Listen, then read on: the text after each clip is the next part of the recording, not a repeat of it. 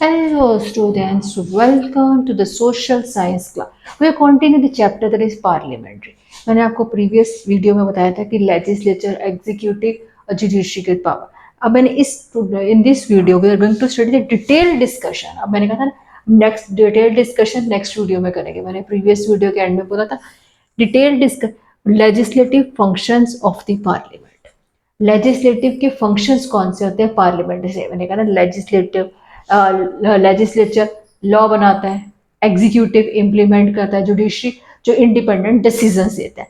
अब तीनों हमने ये तो डिस्कस कर लिया, हमें ये तो पता है कि तीनों इस तरह से मतलब ऑल ऑफ थ्री इस तरह से वर्किंग करते हैं. ठीक है, बट अब इनको हम डिटेल में कि how legislature making a law, कि वो लेजिस्लेचर लॉ किस तरह से बनाता है, क्या प्रोसीजर है, क्या डिस्कशन है, वो इस वीडियो में हम स्टडी करेंगे.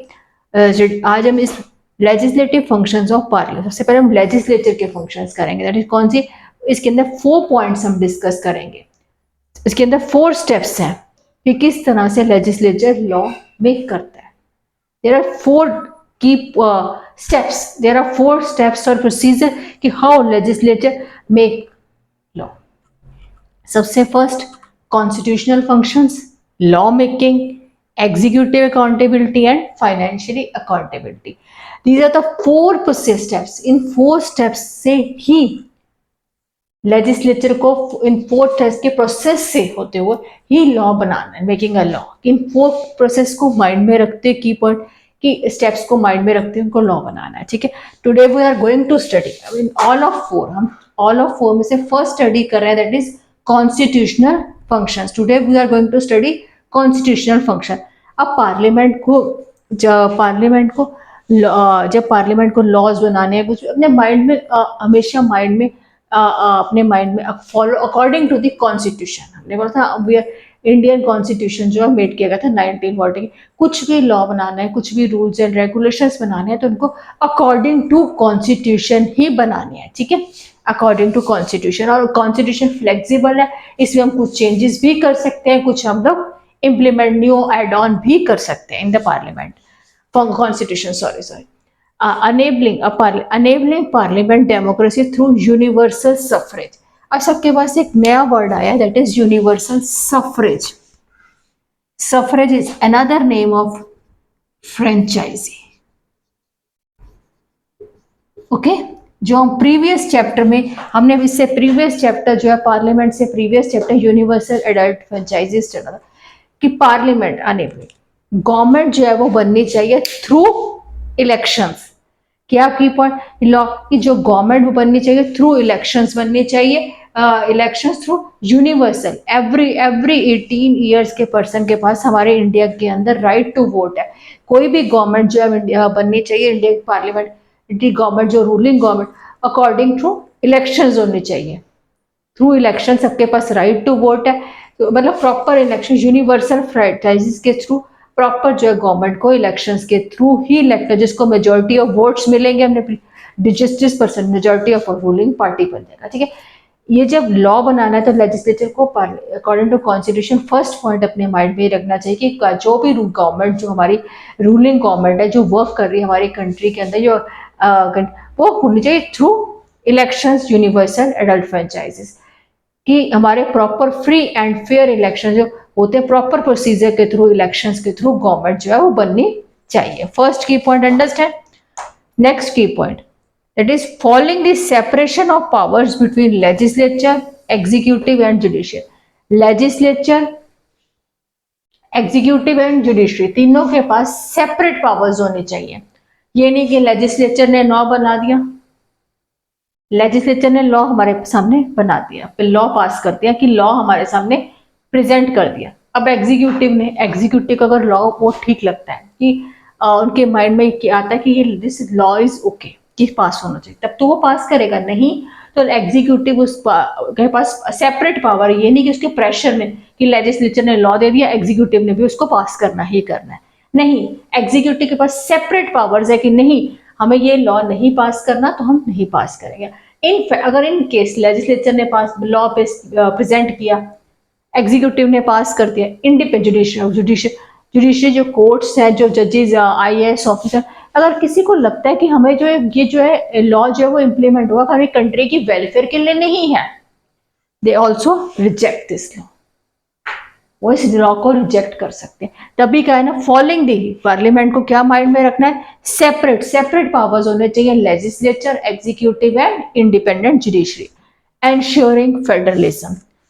फेडरलिज्म मीन्स सेपरेट, जैसे सेपरेट पावर्स होने चाहिए, यूनियन गवर्नमेंट और the centre, national government and state government, centre government and state government. हम लोग की सेंटर और स्टेट के गवर्नमेंट की पावर्स भी डिवाइड होनी चाहिए, ठीक है।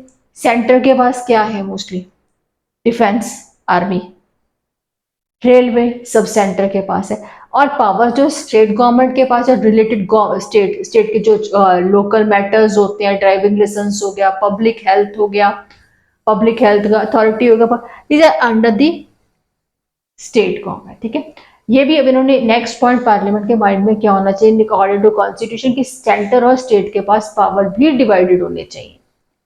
हर एक सेंटर स्टेट के सेंटर गवर्नमेंट में, जैसे at present BJP government rule, हर एक एवरी स्टेट के अंदर डिफरेंट चीफ मिनिस्टर्स हैं जो अपनी अपनी स्टेट की इंप्रूवमेंट करा रहे हैं, वेलफेयर के लिए कुछ नए रूल्स एंड रेगुलेशन, कुछ पॉलिसीज इंप्लीमेंट कर रहे हैं, every state CM according to their state, ठीक है। तो इन नेक्स्ट थर्ड पॉइंट के फेडरलिज्म की स्टेट और सेंटर की पावर जो है वो डिफरेंट होनी चाहिए, इनके पास इंडिपेंडेंट डिसीजन भी होने चाहिए स्टेट के पास कि कि हम अपनी स्टेट के लिए, अपनी स्टेट इंप्रूवमेंट के लिए कौन से राइट्स बना सकते हैं, ठीक है। और next, upholding fundamental rights and directive principles of state policy while making law and policies, ठीक है। कुछ भी लॉ बनाना है तो लेजिस्लेटर ने भी ये भी कीप अपने माइंड में पॉइंट रखना है कि उन्होंने अपहोल्डिंग मीन्स अपहोल्ड में ये कि हमने कुछ भी लॉ बना रहे हैं, कुछ भी लॉ बना रहे according to fundamental rights. Fundamental हमारे राइट्स कौन से हैं, right to equality, speech, religion etcetera, मैंने कुछ एग्जांपल्स दिए। कुछ अकॉर्डिंग टू हमारे फंडामेंटल राइट्स के अकॉर्डिंग, डायरेक्टिव प्रिंसिपल्स के अकॉर्डिंग ही हमारे कोई भी लॉज बनाने according to the fundamental rights and directive principles के अकॉर्डिंग लॉ एंड पॉलिसीज बननी है। अगर देखो कुछ भी कि सबके पास, हमारे कंट्री के अंदर सबके पास राइट टू फ्रीडम स्पीच है, इक्वालिटी है, एजुकेशन है, सारे राइट्स हमारे कंट्री के पास, पीपल्स के पास गवर्नमेंट ने फंडामेंटल राइट्स दिए गए।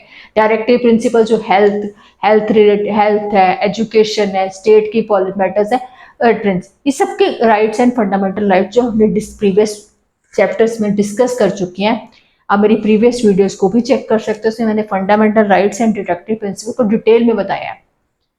फंडामेंटल जो कुछ हमने कोई भी लॉ बनाना है, इन की पॉइंट्स को अपने माइंड में रखकर ही पार्लियामेंट या लॉ लेजिस्लेचर जो है वो लॉ बनाएगी। ये अगर देखो, अगर लोगों को, अगर पीपल्स को, सिटीजन को हमारे राइट्स एंड वो अगर वो लॉ नहीं अच्छा लगा कि जो लॉ पास किया गया वो नहीं ठीक है, तो गवर्नमेंट लोग, पीपल जो है सिटीजन, गवर्नमेंट के अगेंस्ट प्रोटेस्ट करेंगे, धरना करेंगे, वायलेंस होगी स्टेट में,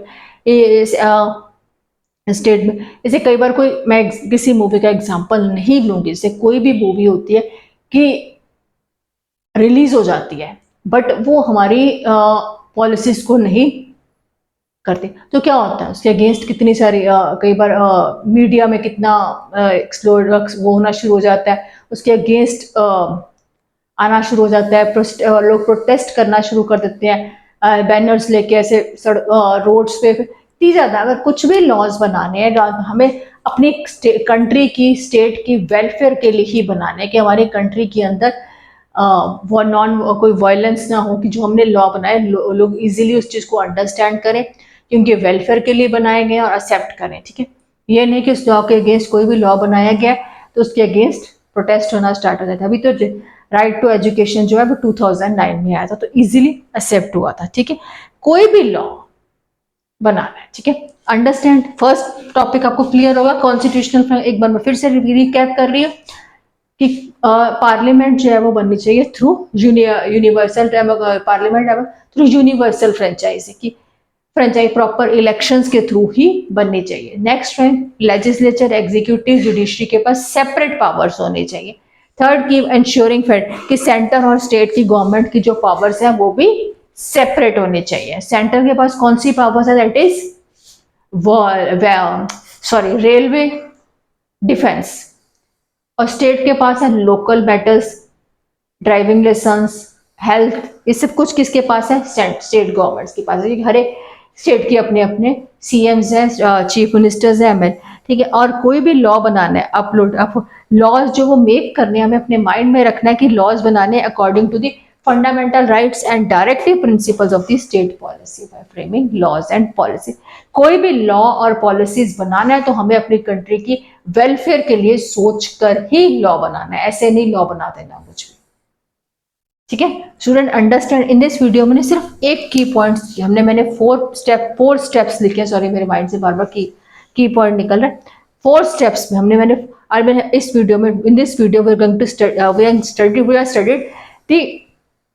स्टडीड द कॉन्स्टिट्यूशनल फंक्शंस। हमने फर्स्ट, नेक्स्ट वीडियो में हम स्टडी करेंगे law making, executive and financial, step by step चलेंगे, क्योंकि अगर एक भी स्टेप इसे मिस होगा तो आपको अंडरस्टैंड नहीं होगा लेजिस्लेटिव फंक्शंस, ठीक है।